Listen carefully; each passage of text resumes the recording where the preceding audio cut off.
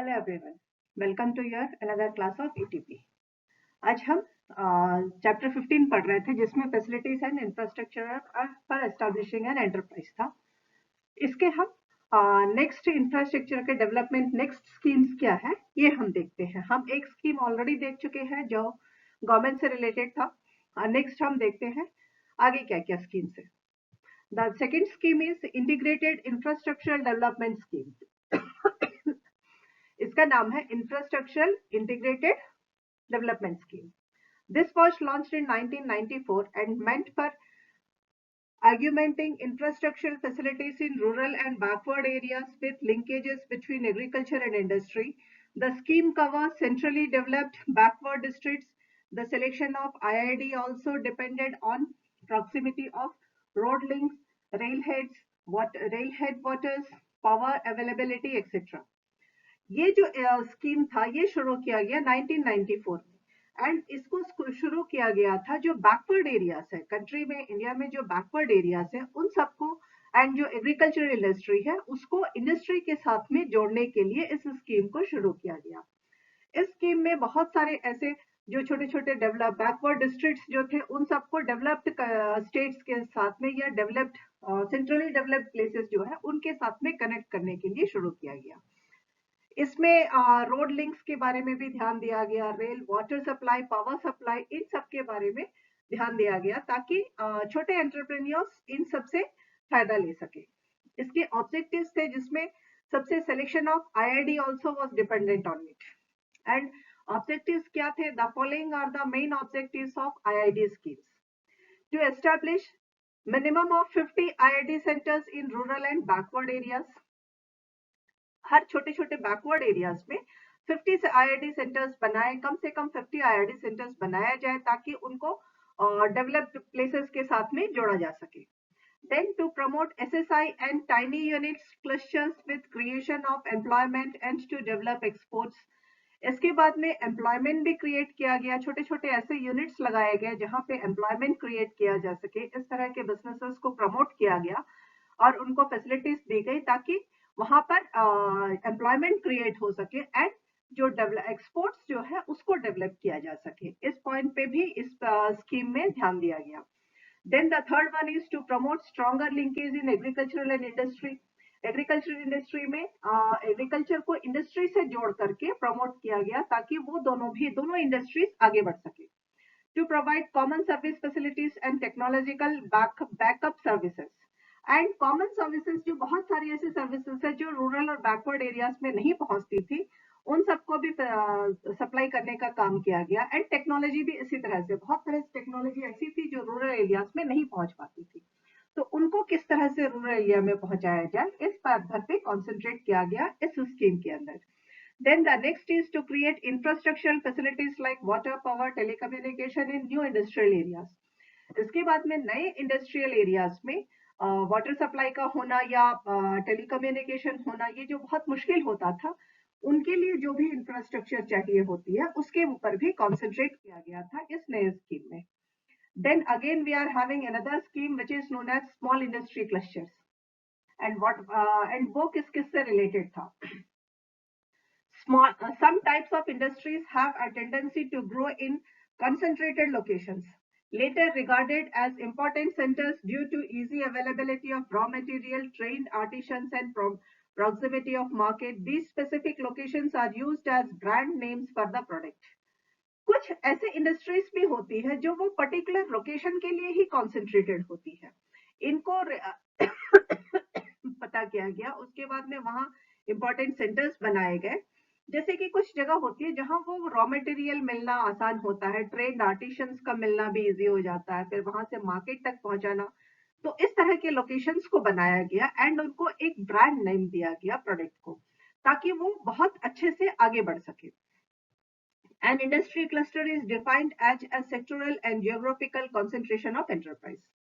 इसको एक्चुअल में बेसिकली कहते हैं कि industrial cluster, small scale industries का क्या है? Small industry cluster is that enterprise को कॉन्सेंट्रेट करना ऐसे जगहों पर जहां पर कि सारी चीजें अवेलेबल होकर के छोटी जो चीजें थी, जिस तरह से स्मॉल आर्टिशंस है उनको ट्रेन किया गया प्रॉपरली एंड उनके थ्रू बहुत अच्छे अच्छे काम करवाए गए। इस तरह से जो करने के लिए जो सेंटर्स को ओपन किया गया, that is known as small industry clusters. Then rationality of cluster system. Following are the meaningful for development of cluster system. A cluster system को develop करने के फायदे क्या क्या थे? Clusters enable the SSI to drive their strength through unique state of togetherness. ये सब छोटे छोटे जितने भी लोग थे उन सबको एक साथ इकट्ठा किया गया एंड उन सबको मिला करके स्मॉल स्केल इंडस्ट्रीज का SSI करके शुरू किया गया, जहां जितने भी जो काम पूरा नहीं काम जानते हैं लेकिन उनको काम नहीं मिल रहा है या उनको प्रॉपर मटेरियल नहीं मिल रहा है, उन सबको एक जगह ला करके उनको एक साथ बनाया बैठाया गया ताकि वो बहुत अच्छे से काम करके अपने काम को आगे बढ़ा सके एंड उससे अपना रोजगार बना सके। SSIs generally have similar culture and social backgrounds. इनका क्या है कि हर SSIs के जितने भी यूनिट्स बने हैं इन सबका कल्चर करीब करीब एक ही होता है एंड इनका सोशल बैकग्राउंड भी एक ही जैसा होता है। Everyone knows particular type of art और a particular type of work and उन सबको एक साथ इकट्ठा करके वहां उनसे उन्हीं काम को करवाते हुए उनके कामों में उनको ट्रेनिंग देके उन कामों को करवाते हुए उनको रोजगार देने के लिए भी प्लान किया गया था इस इंडस्ट्रियल क्लस्टर के अंदर। Then clusters provide an active base for business and social integration interactions. ये एक बेस भी देते हैं industrial clusters, small industry clusters की आप बेस भी बनाइए, बिजनेस भी बढ़ाइए एंड सोशल इंटरेक्शन भी कीजिए ताकि बिजनेस को और अधिक बढ़ाया जा सके। Then the fourth point is clusters ensures a network of suppliers of raw materials, equipment, machinery, spare parts, repairs, etc. इसके बाद में इन लोगों ने सारे जो वर्कर्स थे उनको इस बात का भी भरोसा दिलवाया गया कि रॉ मटेरियल उनको प्रॉपर वे में मिलता रहेगा, उनको जो भी इक्विपमेंट की जरूरत है वो भी मिलेगा, मशीनरी भी सप्लाई किया गया, रिपेयर्स के लिए भी उनको मदद की गई ताकि वो अपने काम को आगे अच्छे से कर सके एंड रोजगार को बढ़ाते हुए एंटरप्रेन्योर्स को भी बढ़ावा दिया जाने लगा इसके through. Then the next is clusters encourage specialization in manufacturing process, interfirm relationships, etc. And manufacturing process में भी ये cluster firms जो है manufacturing process में भी काफी प्रोसेस को भी एनकरेज करने लगे ताकि नई जो छोटी छोटी चीजें हैं उनको और अधिक मात्रा में या बिजनेस के तरीके से उनको मैन्युफैक्चर किया जा सके। Then the next is clusters develop an atmosphere which provides productivity gains on a continued basis and creates a network between contracting firms. जितने भी छोटे एंटरप्रेन्योर्स होते हैं वो जनरली अपने प्रोडक्ट्स को बड़े एंटरप्रेन्योर्स के साथ में कनेक्ट करते हैं या बड़े इंडस्ट्रीज के साथ में। ये छोटे छोटे जगहों में जो चीजें बनती है उनको नेटवर्किंग करके उनको बड़े फर्म्स के साथ में कनेक्ट किया गया ताकि ये जो एंटरप्रेन्योर्स है ये अपने प्रोडक्ट्स को डेवलप करके वहां बड़े इंडस्ट्रीज में या बड़े फर्म्स तक पहुंचा सके। Now we will see how many types of clusters are there. Clusters बहुत तरह के हैं। Types of clusters. Following are the main types of clusters. First one is natural cluster.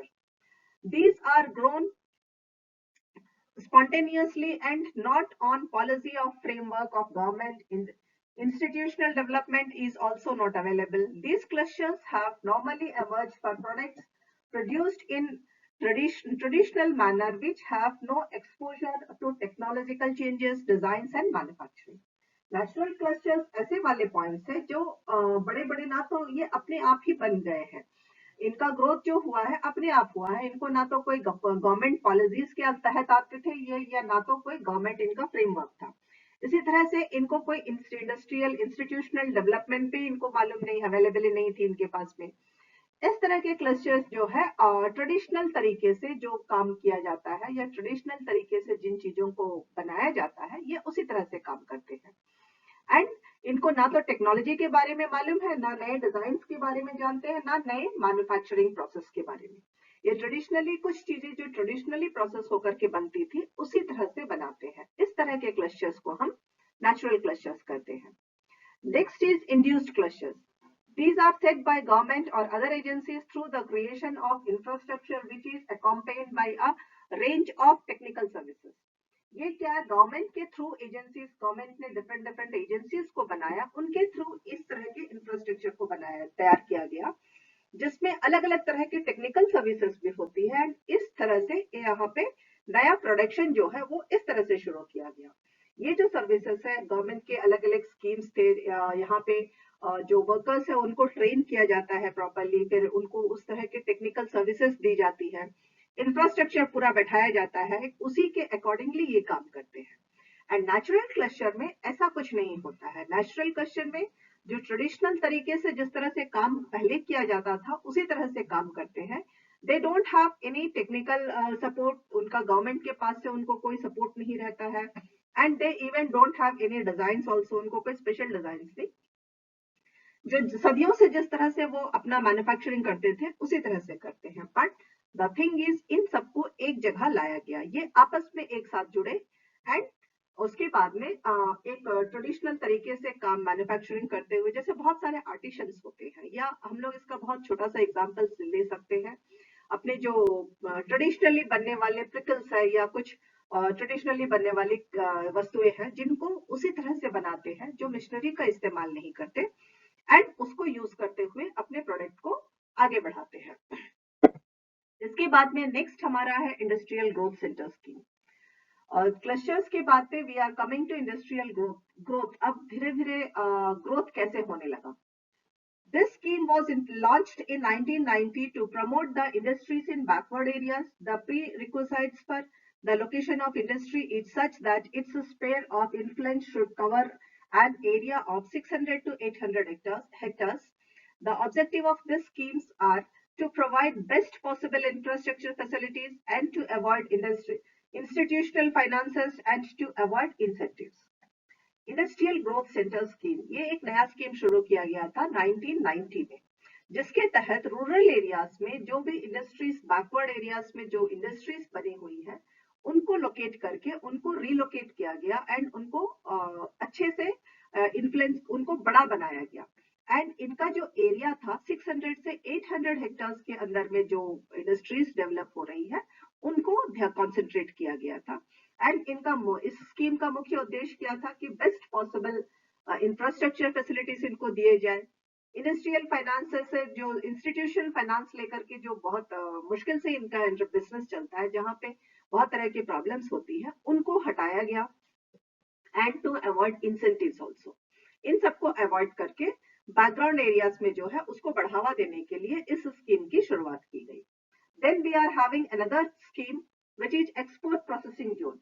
These zones are industrial areas located nearby seaports, airports to fulfill the obligation of export their entire production.